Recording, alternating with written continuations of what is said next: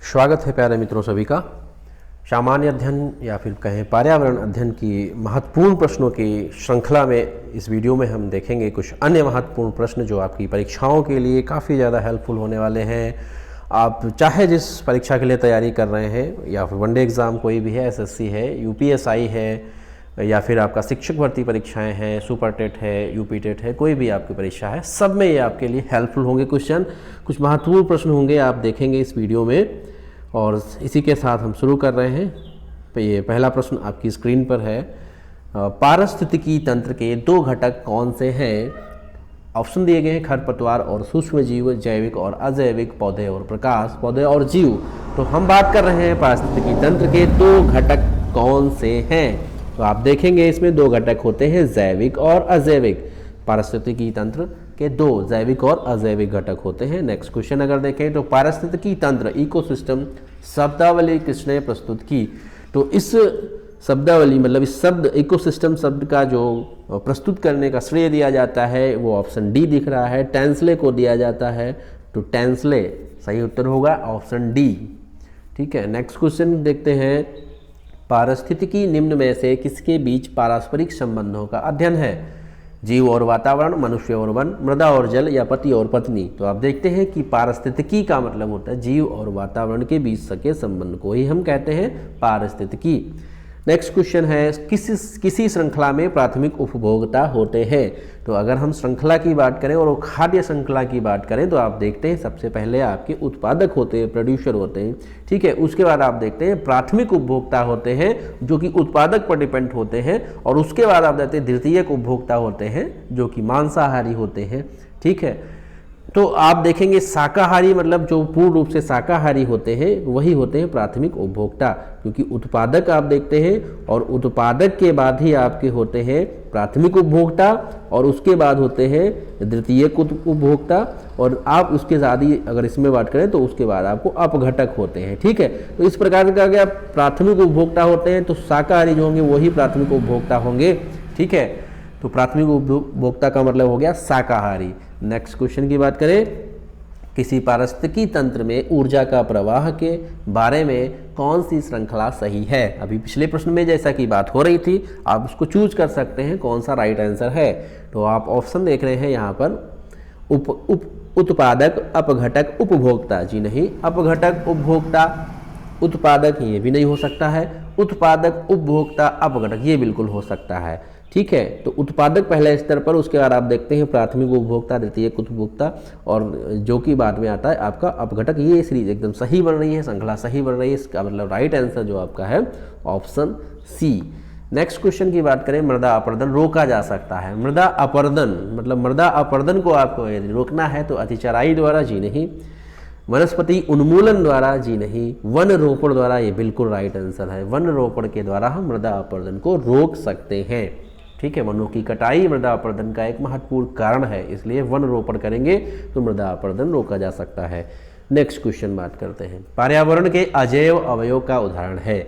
आप यह समझ लें कि पर्यावरण के जैव और अजैव दो उदाहरण होते हैं। जैव में सारे आपके सजीव आते हैं, और अजैव की बात करें तो वह ऐसे अवयव जो निर्जीव स्थित होते हैं, जैसे इसमें आ जाएगा तापमान, दबाव, ठीक है, दाब होता है, वायु होता है। तो इसमें देखिए आपको वनस्पति और जानवर तो जैव में आ जाएंगे, और ये आपका जो वायु होगा ये अजैव अवयव का उदाहरण है। सभी नहीं होगा क्योंकि वायु ये अजैव उदाहरण है। ठीक है, तो राइट आंसर आपका सी होगा। नेक्स्ट क्वेश्चन की बात करें, सौर ऊर्जा का सबसे बड़ा, यहाँ पर होना चाहिए था बड़ा, यौगिकीकरण कौन है? तो सौर ऊर्जा का सबसे बड़ा यौगिकीकरण कौन है? तो इसमें आप देखोगे सौर ऊर्जा का सबसे प्रथम स्तर पर जो प्रयोग किया जाता है उत्पादकों के द्वारा किया जाता है, और उत्पादकों की श्रेणी में हरे पौधे आते हैं। तो ऑप्शन डी राइट आंसर है कि सौर ऊर्जा का सबसे बड़ा यौगिकीकरण हरे पौधे होते हैं। नेक्स्ट क्वेश्चन, हाइड्रोपोनिक्स संबंधित है? मिट्टी के बिना पौधे की वृद्धि से, पानी के बिना पौधे की वृद्धि से, आवाज का पानी के साथ संबंध से, या पानी की तकनीक का संरक्षण से? तो आप देखेंगे इस राइट आंसर होगा आपका मिट्टी के बिना पौधे की वृद्धि से। तो हाइड्रोपोनिक्स कहा जाता है जब हम पौधों को बिना मिट्टी के उगाते हैं, जल की सहायता के, केवल जल का प्रयोग करते हैं, मिट्टी का नहीं, तो उसको कहा जाता है हाइड्रोपोनिक्स। तो आप याद रखेंगे हाइड्रोपोनिक संबंधित किससे है, मिट्टी के बिना पौधों की वृद्धि से। नेक्स्ट क्वेश्चन देखते हैं, निम्नलिखित में से कौन सा सबसे अधिक स्थिर पारितंत्र है।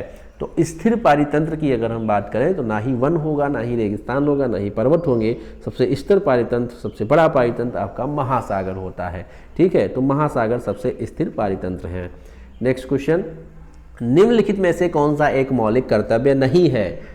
मौलिक कर्तव्य नहीं है की बात कही गई है। संविधान का पालन करना, जी बिल्कुल मौलिक कर्तव्य है। देश की एकता और अखंडता की रक्षा करना, बिल्कुल है। धर्मनिरपेक्षता का पालन करना, जी नहीं, ये नहीं है। धर्मनिरपेक्षता की मौलिक कर्तव्य में पालन करने की कोई भी बात नहीं है।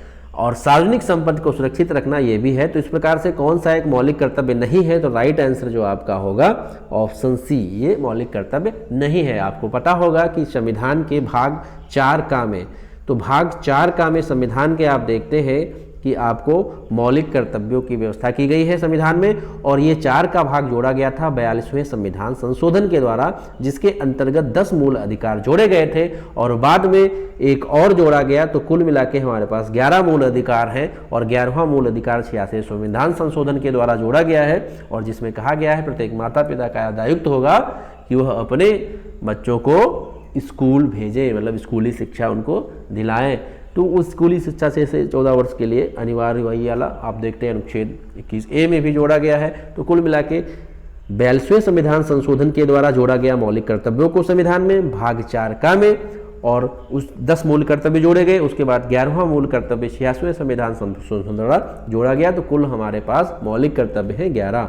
नेक्स्ट क्वेश्चन देखते हैं, वर्तमान में संविधान में कुल कितने मूल कर्तव्यों का उल्लेख है। वही क्वेश्चन पिछले जो आपके क्वेश्चन में जिसका विश्लेषण किया गया है। तो आप देख रहे हैं कौन सा राइट आंसर होगा आपका 11 सी। राइट आंसर कितना होगा सी 11। संविधान में कुल कितने मूल कर्तव्यों का उल्लेख किया गया है, तो 11। नेक्स्ट क्वेश्चन, मौलिक अधिकारों के अंतर्गत कौन सा अनुच्छेद बच्चों के शोषण से संबंधित है। बच्चों के शोषण से संबंधित, शोषण के विरुद्ध अधिकार, अगर हम शोषण के विरुद्ध अधिकार बात करें तो अनुच्छेद 23 और 24 में संविधान मौलिक अधिकारों में हमें ये अधिकार दिया गया शोषण के विरुद्ध। आप देखते हैं अनुच्छेद 23 में क्या कहा गया है, मानव के दुर्व्यापार और बलात्श्रम पर रोक लगाई गई है। जबरदस्ती का आप किसी से परिश्रम नहीं करवा सकते, बेगारी वगैरह इसी में रखा गया है। मानव के दुर्व्यापार नहीं कर सकते, उस पर आपका रोक लगाया गया है। तो ये मूल अधिकार में 23 में मिलता है। और उसी के बाद आप देखते हैं जस्ट अनुच्छेद 24 में, तो वहाँ पर कारखानों आदि में जो जहाँ पर खतरनाक कार्य है वहाँ पर बच्चों को नियोजन करने के लिए मना किया गया है। तो आप देखेंगे बधुआ जो बाल मजदूरी वगैरह है जिसमें प्रतिबंधित की गई है, वो अनुच्छेद 24 के अंतर्गत ही आता है। तो राइट आंसर जो बच्चों के शोषण के संबंधित है वो अनुच्छेद डी ऑप्शन सही है, अनुच्छेद 24।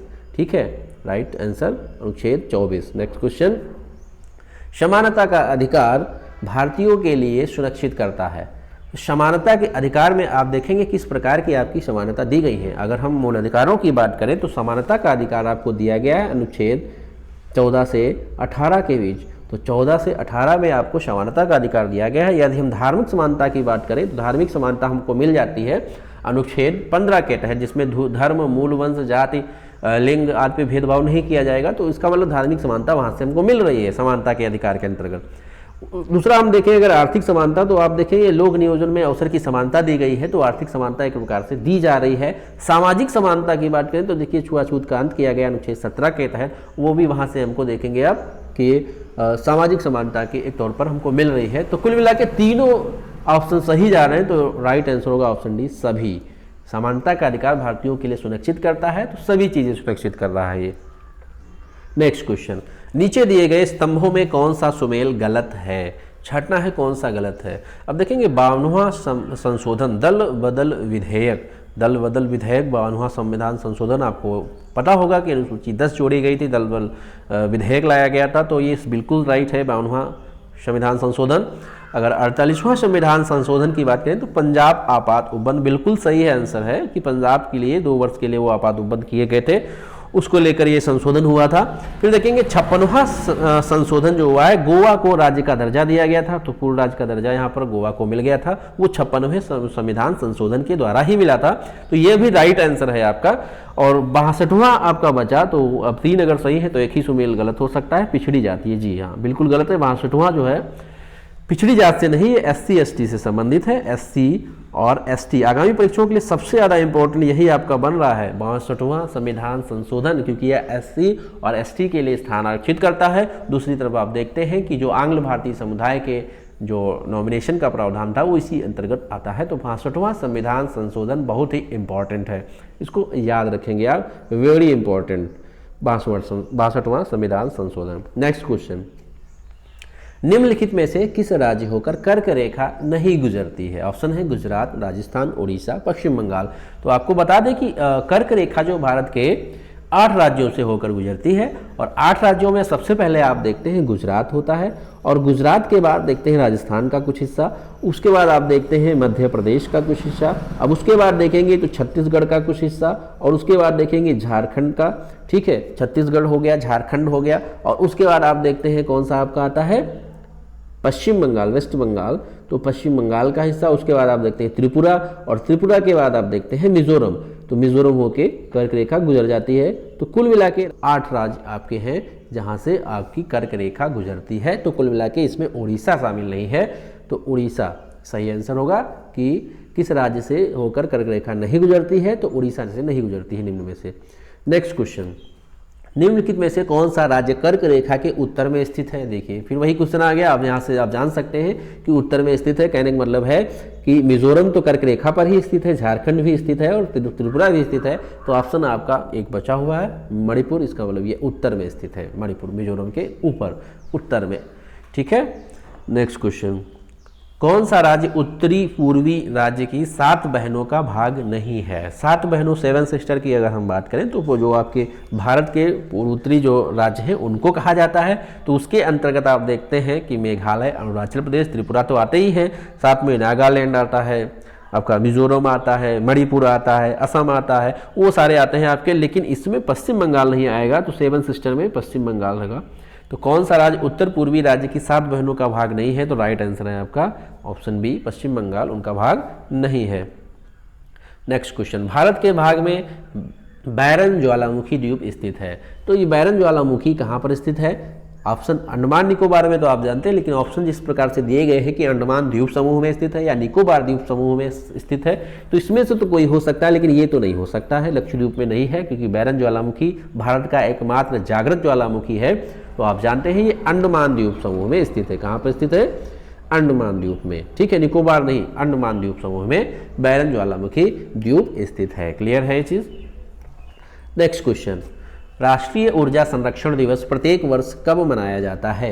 यदि हम ऊर्जा संरक्षण दिवस की बात करें कब मनाया जाता है, तो वह दिवस होता है 14 दिसंबर को। 14 दिसंबर को राष्ट्रीय ऊर्जा संरक्षण दिवस के रूप में मनाया जाता है। 14 नवंबर सभी जानते हैं कि बाल दिवस के रूप में मनाया जाता है, ठीक है। और 24 दिसंबर की बात करें तो उपभोक्ता दिवस जानते हैं कि उसके रूप में कंज्यूमर डे के रूप में मनाया जाता है, कंज्यूमर डे 24 दिसंबर, ठीक है। और अगर 26 नवंबर की हम बात करें तो इसमें आप देखते हैं कि 26 नवंबर को मनाया जाता है संविधान दिवस के रूप में, विधि दिवस के रूप में। तो कुल मिला के जो राइट आंसर है आपका वो 14 दिसंबर राष्ट्रीय ऊर्जा संरक्षण दिवस मनाया जाता है।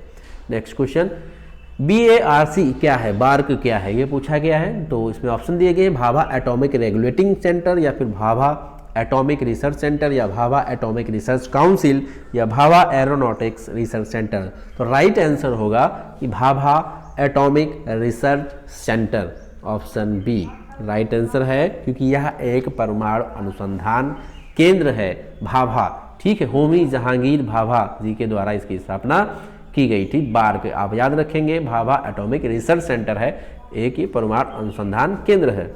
नेक्स्ट क्वेश्चन है, ऑस्ट्रेलिया के घास स्थल को दिया गया भौगोलिक नाम है। तो भौगोलिक नाम कौन सा है? डाउन्स है, वेल्स है, सवाना है, प्रेरी है। तो अगर हम डाउन्स की बात करें तो आप जानते हैं कि डाउन्स ऑस्ट्रेलिया में पाए जाते हैं। तो डाउन्स तो पहला ही ऑप्शन आपका राइट हो रहा है। और इसी में अगर हम वेल्स की बात करें, और आप ये भी जान लें कि डाउन्स जो होती है वो शीतोष्ण कटिबंधीय घास भूमि है, उसी में आता है आपका डाउन्स। डाउन्स के अलावा आपका वेल्ड भी आते हैं। तो वेल्ड ये दक्षिण अफ्रीकी है, ऑस्ट्रेलिया में नहीं, इसका नाम वेल्स जो होता है वो दिया गया है दक्षिणी अफ्रीका में।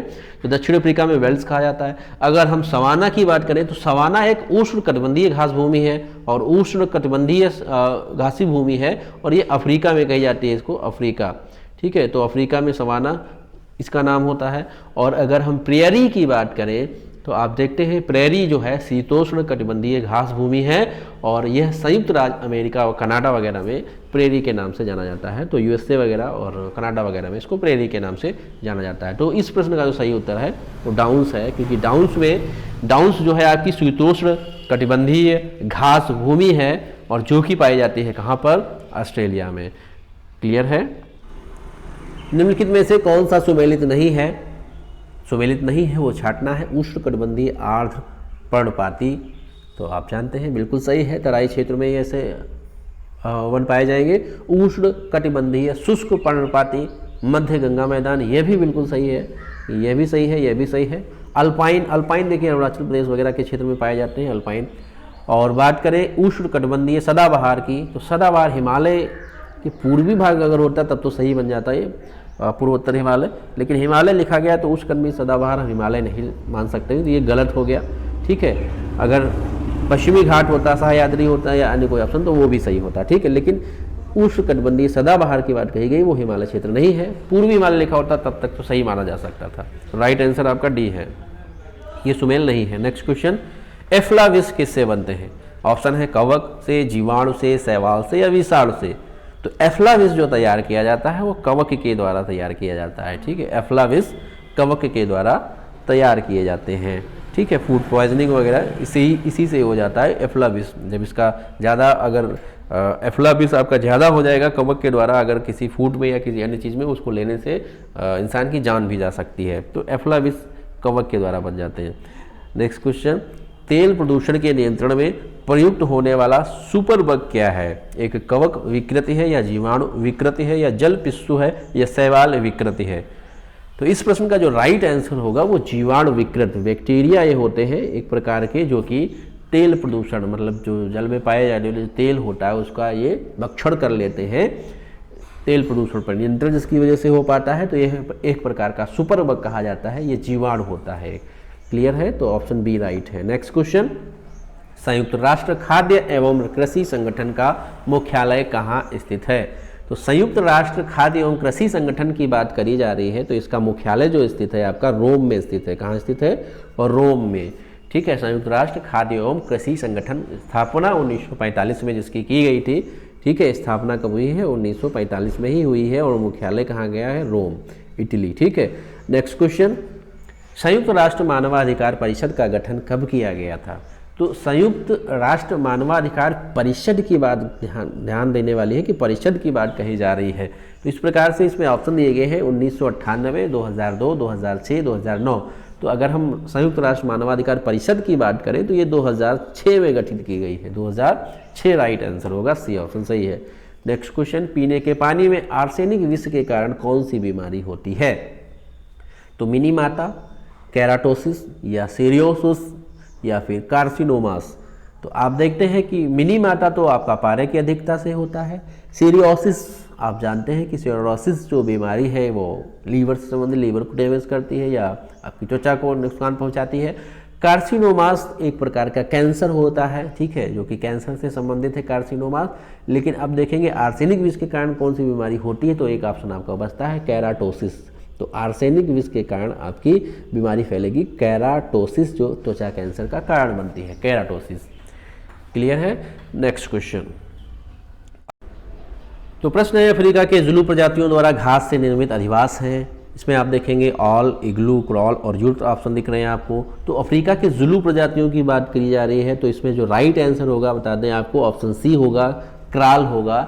ये क्राल जो होते हैं ये घास से निर्मित मानव अधिवास हैं, जो कि अफ्रीका के जुलू प्रजातियों के अलावा बांटू जनजाति जो है या काफिर जनजाति या नेटाल जो दक्षिण अफ्रीका में पाए जाते हैं उनके द्वारा अगर बात करें तो ये क्रॉल अधिवास बनाया जाता है। अगर इसी में हम बात करें इग्लू की, तो इग्लू एक्सिमो जो प्रजाति होती है टुंड्रा प्रदेशों में, जो कि बर्फ के द्वारा एक अपना अधिवास बनाते हैं, तो उसको इग्लू कहा जाता है। और अगर यहीं पर हम ऑल की बात करें तो यूरोप में जनजाति जो पाई जाती है पर्वतीय क्षेत्रों में, खास करके काकेसस पर्वतीय क्षेत्र और आप देखेंगे मरुस्थलीय क्षेत्र वहाँ के, तो वहाँ पर जो आपकी प्रजाति होती है तो यूरोप, तो इसका मतलब वो जो बनाते हैं वो आल, उनके अधिवास को आल कहा जाता है। तो ये पाई जाएगी आपकी यूरोप में, नहीं संबंधित होगी अफ्रीका से। यूर्त की बात करें तो यूर्त जो आपकी मध्य एशिया की एक जनजाति है, स्टीपी क्षेत्रों में जो पाई जाती है, इसमें देखेंगे किर्गिज हो गया, कालमुख हो गया, कज्जाक हो गया, ऐसी कुछ जनजातियां पाई जाती हैं। तो ये पशुओं की खालों से एक निर्मित अपना अस्थायी निवास बनाते हैं। तो यूर्त ये पशुओं की खालों से निर्मित जो आपके होते हैं, ठीक है। घास द्वारा अगर निर्मित अधिवास की बात करें तो उसमें क्रॉल सही आंसर होगा, क्रॉल। तो इस प्रकार से इस प्रश्न का उत्तर सही है ऑप्शन सी, क्रॉल। क्वेश्चन, निम्न में से किस स्थान पर कुंभ मेले का आयोजन नहीं होता है? कुंभ मेले की बात कही जा रही है। हरिद्वार में आप जानते हैं गंगा नदी के किनारे होता है, प्रयाग में भी गंगा यमुना मतलब संगम पर ये होता है, और नासिक की बात करें तो गोदावरी नदी के किनारे ये मेला लगता है, और चौथा कुंभ लगता है आपका उज्जैन में शिप्रा नदी के किनारे। तो शिप्रा नदी के किनारे उज्जैन वाला लगता है। अयोध्या में कुंभ का आयोजन नहीं होता। 4 कुंभ होते हैं, हरिद्वार, प्रयाग, नासिक और उज्जैन में। इसमें अयोध्या ऑप्शन गलत है, तो राइट आंसर है आयोजन कहाँ नहीं होगा, तो अयोध्या में नहीं होगा। क्लियर है? तो इस वीडियो में इतना ही, मिलते हैं अगले वीडियो में ऐसे ही बहुत महत्वपूर्ण प्रश्नों की